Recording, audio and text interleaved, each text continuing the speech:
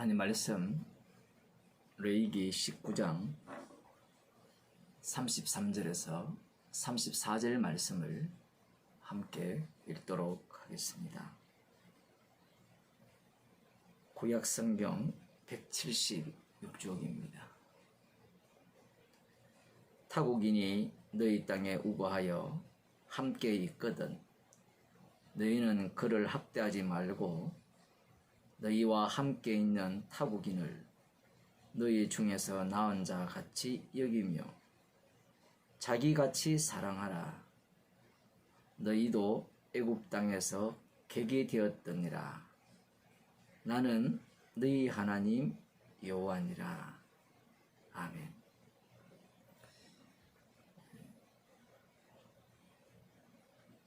이 본문에 대한 출석 같은 것들을 보게 되면, 아니면 설교를 보면,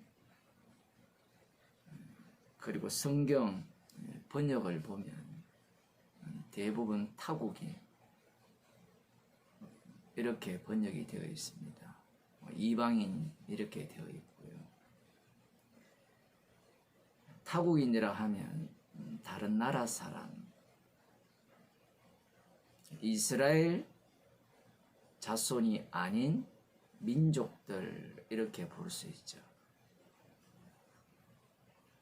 우리들이 잘 아시다시피 여호와 하나님께서는 이스라엘 백성들을 약속의 땅에 인도하실 때에 전쟁으로 그 땅을 차지하게 하십니다. 언약궤의 전쟁이죠. 그 전쟁을 하실 때 이스라엘 백성들을 그 전쟁에 참여시킵니다. 전쟁에 참여시키실 때 그들에게 명하신 것은 그들을 진멸하라는 겁니다. 어느 누구도 살려두지 말라는 거예요. 그렇다면 이 말씀이 타국인이 너희 땅에 우거하여 함께 있다라는 말씀 자체가 약간 이상하게 되어진다라는 거예요. 아니면 이 타국인이 여리고성 전쟁 가운데 구출받은 기생 라합의 지방과 같은 사람이라 이렇게 생각할 수도 있지만, 이 이방인 가운데 우리 속에 함께 들어왔기 때문에 나 자신과 같이 이렇게 사랑하라고 하시는구나, 이렇게 생각해야 될지 모르지만 이들도 이방인으로 이스라엘 백성 중에 가는 것이 아니라 유다 지파에 편입이 됩니다. 출애굽할 때 많은 이 잡족들, 이방 민족들이 함께 출애굽을 했습니다. 그들이 출애굽할 때는 히브리 자손과 함께 이방 민족으로 나왔지만 6월절 어린 양의 피로 이들은 모두가 다 이스라엘 자손으로 들어가게 돼요. 이들을 두고 하시는 말씀인가? 그것도 아닙니다. 우리들이 잘 아는 갈렙의 경우에는 그나스 자손이에요. 그나스는 어느 조상을 두느냐? 창세기 36장 15절에 보면 에서의 후손입니다. 에서는 약속의 자손이 아니죠. 저주받기로 확정된 자입니다. 그의 후손이 갈렙이라는 거예요. 이들이 이방인인가 타국인인가 다른 민족인가 이렇게 생각할지 모르지만 갈렙도 가나안 땅 정탐을 할 때 유다 지파의 대표자로 났습니다. 그러니 그러한 사람들을 염두에 두고 타국인이라 이렇게 말씀하시는 것도 아니에요. 사람들이 이 본문을 갖고 곧장 끌어당기고 싶은 것이 무엇인가 하면요, 이웃 사랑을 끌어당기고 싶은 거거든요. 여기에 보면 자기와 같이 사랑하라 이렇게 말씀이 되어 있습니다. 그런데 여기에서 중요한 것은요, 약속의 땅이에요. 흔히 오늘날 다른 나라에서 살지 못해서 망명을 신청하는 그러한 어떤 사람들을 우리가 사랑하고 영접해야 된다. 그걸 주장하기 위해서 이런 본문을 끌어당기는데, 앞서 말씀드린 바와 같이 그렇게 끌어당기려면요, 다 먼저 진멸을 해야 됩니다. 그 말은 하지 않고 타국인을 자기 몸과 같이 사랑하라 이렇게 말씀을 하시니까 우리는 그런 사랑을 베풀어야 된다. 말도 안 되는 그런 소리를 하고 있죠. 이스라엘 백성들이 이 말씀에 대해서 과연 순종했는가? 그러면 이렇게 생각해 봅시다. 만일에 그들이 주장하듯이 타국인이 이방인이다. 이방인이 이스라엘 백성 가운데 거한다. 그러면 이스라엘 상태가 어떤 상황이 되었다라는 겁니까? 우리들이 잘 아시다시피 열왕기상에 보면 11장으로 넘어가면 솔로몬 왕이 많은 영광을 누리면서 더 큰 권세와 영광을 누리기 위해서 주변 나라와 혼인 정책을 펼칩니다. 그 여자들이 자신의 우상들을 다 끌고 오죠. 그럼 이 말씀을 순종하려면 어떻게 해야 돼요? 솔로몬이 자기 몸과 같이 그 여인들을 사랑해야죠. 사랑하니까 함께 우상숭배 가운데로 예루살렘을 중심으로 맞은편에 보이는 감람산 위에 신전들을 수도 없이 지어버리는 겁니다. 만일에 이게 타국인이다 이렇게 되어지면 이미 이스라엘은 심판이 확정되었다라는 말씀으로 해석이 되는 겁니다. 그렇게 해석을 한다면 조금 받아들일 만한 해석이죠. 타국인이 너희 땅에 우거하여 함께 있거든. 여기에서 타국인은 1차적으로 우리들이 생각할 수 있는 것은, 어제 잠시 사사기 19장을 봤지만 사사기 17장에도 나오죠. 베들레헴에 사는 유다 지파에 소속되어서 있는 레위 소년이 등장합니다. 이 미가야 집에 가서 제사장도 아닌데 대제사장 역할을 하죠. 고향을 떠나는 겁니다. 그러면 고향을 떠난다는 것은 여호와 하나님께서 주신 기업을 버렸다는 거예요. 마치 엘리멜렉과 나오미가 베들레헴을 떠나서 재산을 사들고 모압 땅으로 간 것과 같은 겁니다. 그때도 사사시대거든요. 소견에 옳은 대로 행하는 겁니다. 다른 땅, 약속의 땅을 벗어난 곳으로 가는 자들도 있지만 그렇지 않는 자들도 있었죠. 레위 사람을 영접한 그 노인, 에브라임 산지 출신의 기바 땅, 베냐민 지파가 하나님으로부터 부여받은, 분배받은 그 땅에 가는 노인, 이러한 노인들을 두고 나그네라, 잠시 체류하는 사람이라. 히브리의 성경을 보면 우리는 타국이나라 되어 있는데 그렇게도 쓸 수 있고요, 잠시 체류하는 사람, 나그네라고 볼 수 있습니다. 자, 만일에 자기가 받은 기업을 떠나서 하나님께서 주신 땅에 머물고 있는 자기의 그 기업으로 왔다면 이 사람을 어떻게 대할 것이냐라는 겁니다. 똑똑한 우리들은 이스라엘과 다르지 않습니다. 따져야겠죠. 왜 약속의 땅을 버리고 여호와 하나님께서 주신 기업을 버리고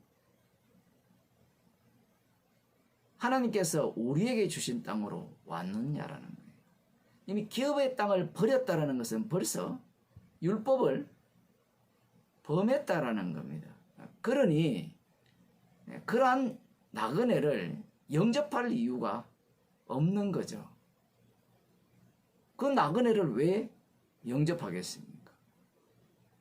하나님의 말씀이 어려운 이유가 무엇인가 하면요, 상호 못 손대는 내용을 율법 속에 담았다라는 거예요.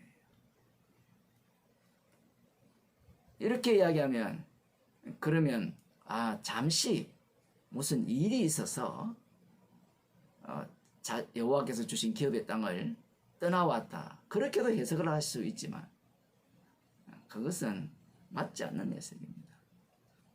앞서 말씀드린 대로 사사기를 보게 되면 여호와 하나님께서 주신 땅을 버린 거예요. 그래서 하나님께서 하시는 말씀이 그를 학대하지 말라 하는 겁니다. 왜 학대하겠어요? 텃세를 부려서 학대한다? 물론 그것은 당연한 거고요. 그것은 조금 차원 낮은 저급한 그러한 해석이고, 율법을 바탕으로 해서 보면 왜 율법을 버리고 말씀에 순종하지 않고 그 땅을 떠나느냐라는 것을 끼워 넣습니다. 그래서 자신의 학대를 정당화시키죠.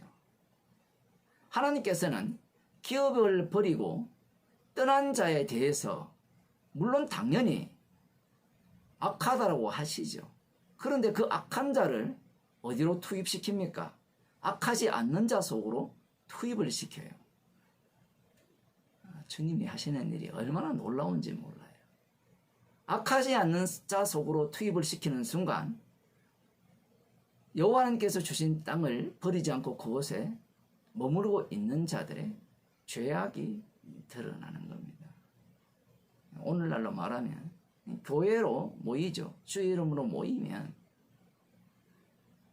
나와 전혀 다른 사람들을 주님이 투입시키는 겁니다.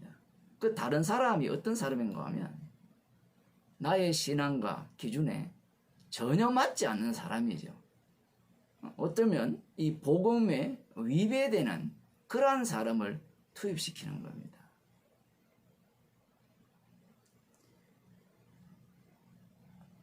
너희와 함께 있는 타국인을 너희 중에서 나은 자같이 여기며, 정말 무시무시한 말씀이죠. 마치 이 기업을, 자신이 살고 있는 이 땅을 하나님께서 직접 주셨다. 누구에게? 그에게. 어떤 의미로서 너가 낳은 아들에게 준 그 기업처럼 주셨다라고 그렇게 생각하라 정도가 아니라 그렇다라는 겁니다. 그래서 너희 중에서 나은 자같이 여겨라, 이렇게 말씀을 하시는 거예요. 갈수록 대상이죠. 그 다음 무엇인가 하면 자기 같이 사랑하라. 자기같이 사랑하라는 거예요. 가능한 말씀을 하셔야 우리가 끄떡이겠지만 율법은 처음부터 인간이 지킬 수 있는 말씀이 아니에요. 이것만 그런 게 아니라 모든 말씀이 지킬 수 있는 말씀이 아닙니다. 주께서 주신 땅을 떠나지 말라, 아무리 말씀을 하셔도 한번 생각해 보세요. 지금 여기 서울에 비가 엄청 많이 오거든요. 비가 많이 오면 어릴 적이 생각나는데, 이 산사태가 나든지 뭐 아파트에 더 내려갈 일은 없지만 뭐 산 밑에 있는 집들이 덮쳐지면 그곳을 원하지 않아도 떠나야 되잖아요. 누가 그렇게 합니까? 주님께서 그렇게 하는 거예요. 도무지 살지 못하게 이 다른 지파가 사는 곳으로 이사가지 않으면 안 되는 형편을 환경을 만드시는 겁니다. 주님이 그렇게 몰아가는 거예요. 그러한 사람을 그곳에 자리 잡고 있는 사람에게 보내시면서 자기 몸과 같이 사랑하라고 하시는 거예요. 나답과 아비후가 불살라 죽었기 때문에 아멘 하겠죠. 우리도 그렇지 않겠습니까? 산사태가 이제 뭐 1시간 후에 날 거다. 그럴 때 기도하면 네가 만일에 이걸 지키면 멸망당하지 않을 거다. 그럼 지키겠다고 하지 않겠어요?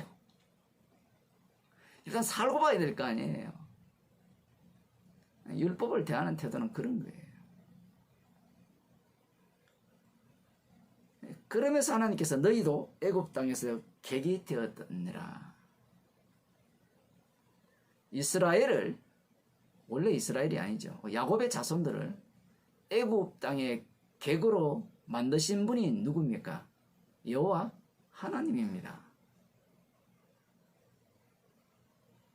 애굽 땅에 객이 되었을 때 그들의 삶의 모습은 어떠했습니까? 완벽하게 애굽화되었고 애굽의 풍습과 규례를 따르는 사람들이었습니다. 그들을 유월절 어린 양의 피로 구원하신 거예요. 그들이 바로 이스라엘이고요. 하나님의 장자고 아들이고 그들을 지칭하여 나그네라 이렇게 말씀하고 계신 거예요. 단순히 너희도 애굽 땅에서 나그네 되었기 때문에 나그네를 대접하라는 말씀이 아닙니다. 마태복음 25장에 보면 이 임금 되시는 주님께서 심판을 하실 때 양과 염소를 구별을 하시는데 양옆편에 선 사람들 창세로부터 예비된 나라 그들에게 예비된 나라죠. 그들이 너희입니다. 이들이 어떤 일을 했느냐 다 읽기가 좀 그러니까요. 40절에 보면 임금이 대답하여 가로되 내가 진실로 너희에게 이르노니 너희가 여기 내 형제 중에 지극히 작은 자 하나에게 한 것이 곧 내게 한 것이니라. 나그네 되었을 때 영접했다라는 겁니다. 정말 어려운 말씀이에요. 예수님께서 자기 땅에 오셨죠. 자기 땅에 오셨는데 이 자기 땅은 어떤 땅입니까? 불심판받을 땅이죠. 불심판받을 땅에 주님이 심판 속으로 들어오셨습니다. 주님의 나라는 이 세상에 속하지 않았죠. 나그네로 들어오신 겁니다. 그러니 그 나그네 되신 주님을 누가 영접했습니까? 아무도 영접하지 않죠. 영이신 분과 육인 인생들의 만남입니다. 육이 영을 영접할 능력이 없는 거예요. 주님께서 자신의 십자가의 피 능력으로 그들의 죄를 사하시고 성령을 주셔서 주님께서 피로 만드신 자들을 창조하셔서 주님을 영접하게 만드신 거예요.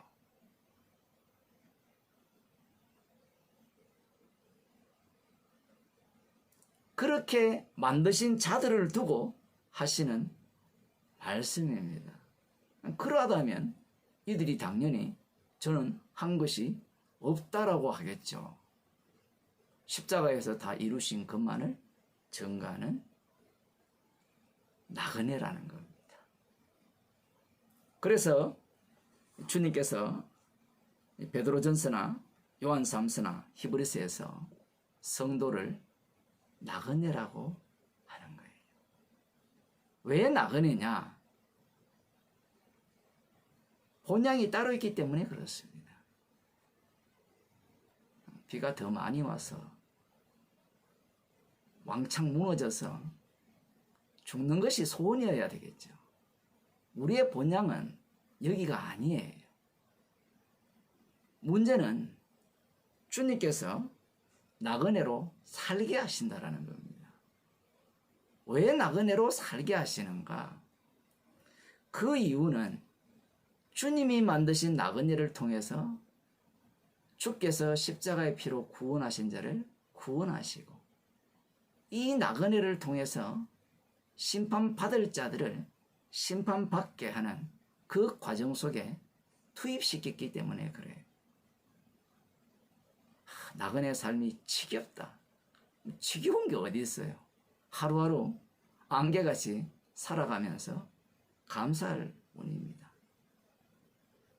주님의 십자가의 피로 우리들을 나그네를 영접하는 자로 만드셔서 성령을 주셔서 이 땅에서 나그네로 살게 하시면서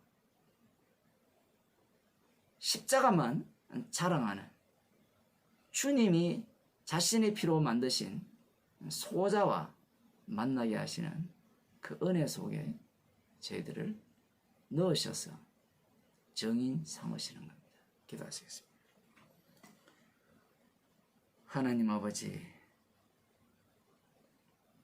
주님을 영접한 것이 아니라 주님을 이용하려 했고, 대적한 인생을 주님의 피로 죄를 사하시고